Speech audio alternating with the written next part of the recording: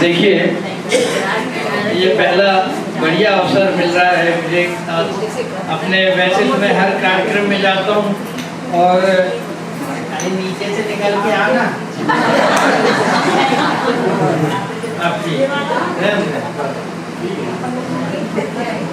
Mic लेके मिलने की आदत नहीं है।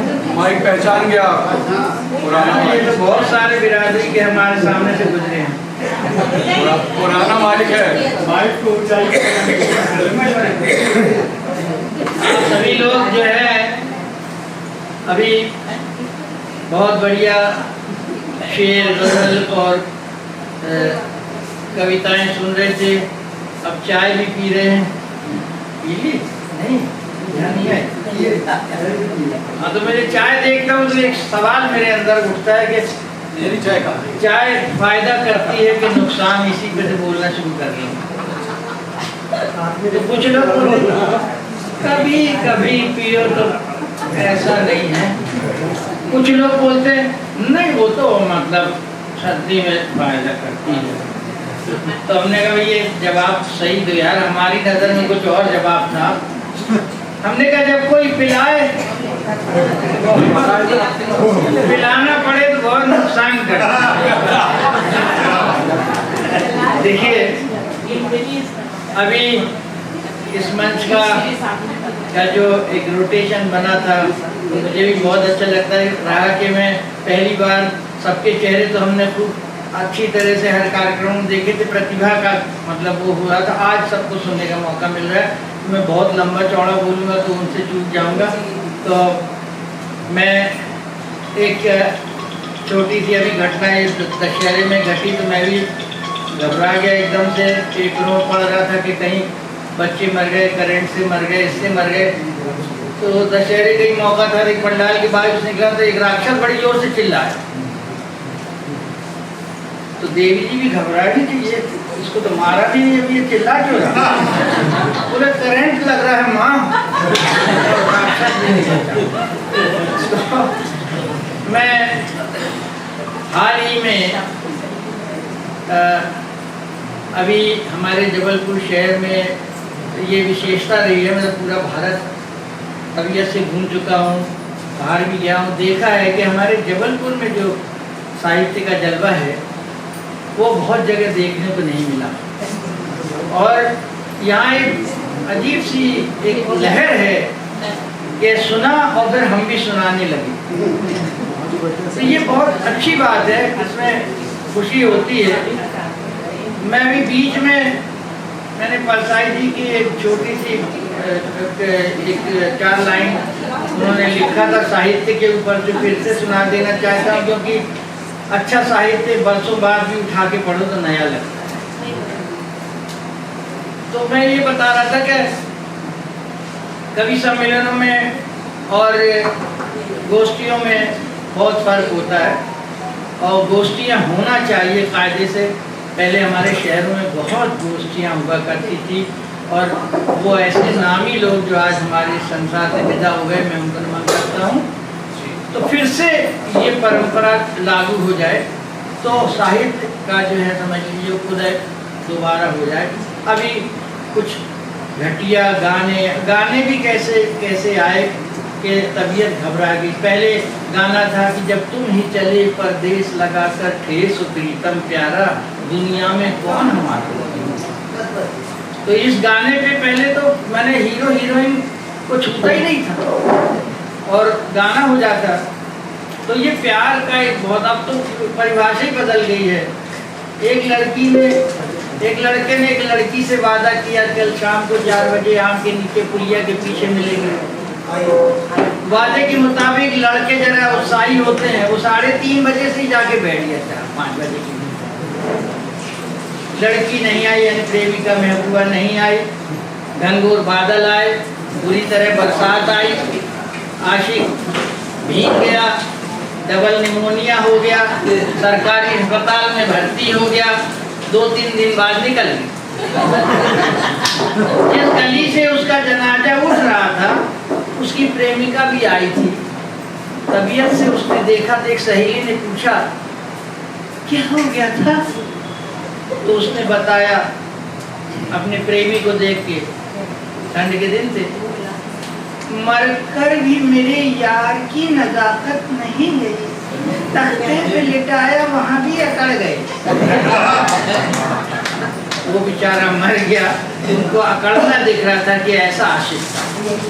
मैं बात परसाई जी कर रहा हूँ, एक दो बार मैंने बड़ी महफिल में भी कहा था, बहुत अच्छी लगती है ये बात मुझे कि साहित्यकारों को एक बहुत बड़ी बीमारी होती है, जब तक अपना लिखा सुना नहीं दे तब तक वो चैन से नहीं बैठ, और बैठते ही नहीं, मतलब ये हद कर देते। ये बीमारी ज्यादातर कवियों में पाई जाती है।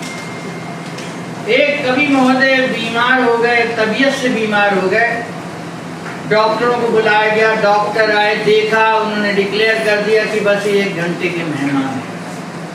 उनकी पत्नी रोने लगी, चीखने लगी, नहीं डॉक्टर साहब 4 घंटे जी जाते, बहुत अच्छा है। बोले 1 घंटे से ज्यादा तो हम बचा नहीं, मैंने बड़ा लड़का आने वाला तो वहाँ से चल दिया, मिल लेता, बात कर लेता, कुछ मन की हो जाती उनकी।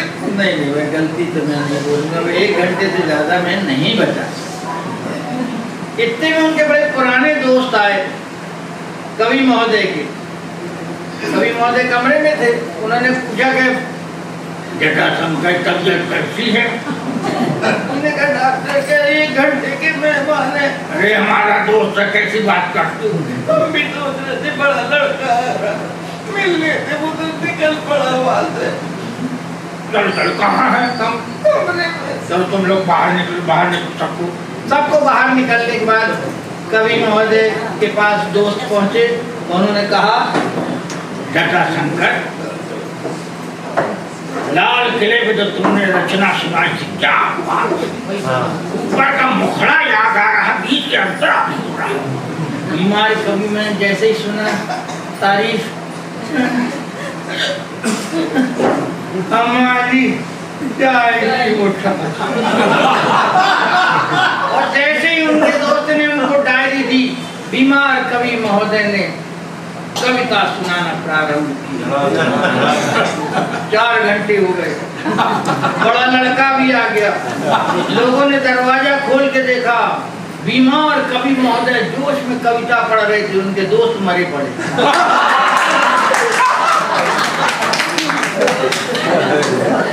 और मेरा सही आकलन है अपने जबलपुर शहर के लिए, इरफान भाई तो बहुत पुराने हमारे जलवा बांधते आए हैं मुशायरों में, हमने तो बहुत अच्छी तरह देखा। अभी सुस्त कमेटी बन के बैठे हैं, वैसे मौका मिल जाए तो धाड़ देंगे। और ये भी कहूँगा आपसे कि इस शहर का बच्चा कलाकार है।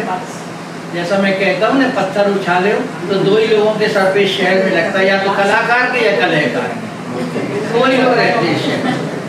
और ये भी सच है कि यहाँ का हर लड़का जरा सा होश संभालता है तो महबूब हो जाता है और लिखने लगता है। हर कोई लिखता, हम लोगों ने भी लिखा है ऐसे, हंस रहे हैं देखो, क्योंकि पता नहीं रहा कि हमने भी लिखा है, हम ही नहीं अकेले नहीं, तुमने भी लिखा है। हाँ, तो एक मैंने कुछ लिखा था और आपको भरोसा नहीं होगा कि मेरा लिखा हुआ है क्योंकि हम इस लायक ही नहीं है भरोसा करे कोई। नहीं, तलाक नहीं होता हमारा। अभी ये बात चली थी कि जो अच्छा होता है उसी की दुर्गत होती है ना, ये संसार का नियम है। तो मैं ये कह रहा था कि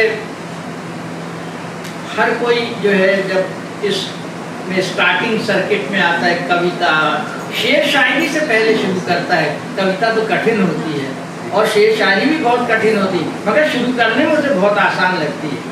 ऐसे ही हमने शुरू किया, तो 2-3 लाइन पढ़ रहा हूँ।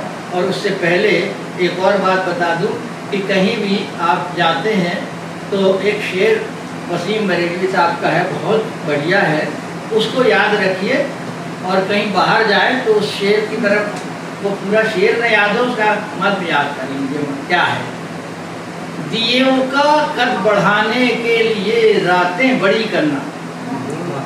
बरेलवी साहब कहते हैं कि दियों का कद बढ़ाने के लिए रातें बड़ी करना और बड़े शहरों में रहना है तो बातें बड़ी करना। इसको याद रखिएगा, जब कभी बम्बई जाए तो छोटा मोटा बताना ही नहीं तो कोई पूछेगा ही नहीं, फेंकिए जितना फेंकते बने, सबको भरोसा हो जाता है। ये भी है बड़ी खासियत है बम्बई। तो मैं 2-3 लाइन लिखी थी कि यादें हो गई अनजान, वो अब तक नहीं आए, रहा एक आखिरी अरमान, वो अब तक नहीं आए। यादें हो गई अनजान, वो अब तक नहीं आए, रहा एक आखिरी अरमान, वो अब तक नहीं आए। खार राहों में न हो देखना चलने वालों, खार राहों में न हो देखना चलने वालों, मेरे दिल के रहे मेहमान, वो अब तक नहीं आए। कुछ और ठहर जाओ, बदलो न ये चादर, कुछ और ठहर जाओ, बदलो न ये चादर, थे कितने मेहरबान, वो अब तक नहीं आए। चिलमन से लगी आंख सभी ताक रही थी, चिलमन से लगी आंख सभी ताक रही थी, वहीं पर उनकी थी मचान, वो अब तक नहीं आए। लौट गया जनाजा और चल पड़े हैं लोग, लौट गया जनाजा और चल पड़े हैं लोग, कदमों के हैं निशान, वो अब तक नहीं आए। आखिरी में कहते हैं कि गुल अब तक कब्र पे बहाते रहे आंसू, ताजे फूल थे, गुल अब तक कब्र पे बहाते रहे आंसू, रही एक आखिरी पहचान, नहीं आए। तो ये जोश कभी हमारे अंदर भी उठा था, मगर वो कब्र तक पहुंच गया। और अभी हाल ही में मैं ये घटना हर जगह बताता हूँ, फिर से उसको रिपीट कर रहा हूँ कि इरफान भाई ने बहुत अच्छा मुशायरा करवाया था, अपने आर्य समाज स्कूल का था। तो आप भी हमारे साथ बैठे थे, इनके जो शागिर्द थे, दोस्त यार थे, वो मुशायरा पढ़ रहे थे, बहुत अच्छी तरह से ताकत से भी पढ़ रहा था, कोई सुस्त कमेटी होकर भी पढ़ रहा था। तो पढ़ते पढ़ते अचानक जो है वो 5-10 लोग ऐसे उठने लगे, तो वो बोल रहे थे कि मिश्रा सुनिए साहब, मिश्रा सुनिए। जब 10-12 उठने लगे तो वो बेचारे घबरा गए, पढ़ रहे थे जो। तो इरफान भाई ने हमसे पूछा ये क्यों उठ रहे हैं? मैंने कहा जब तिवारी हैं, ये मिश्रा। चलिए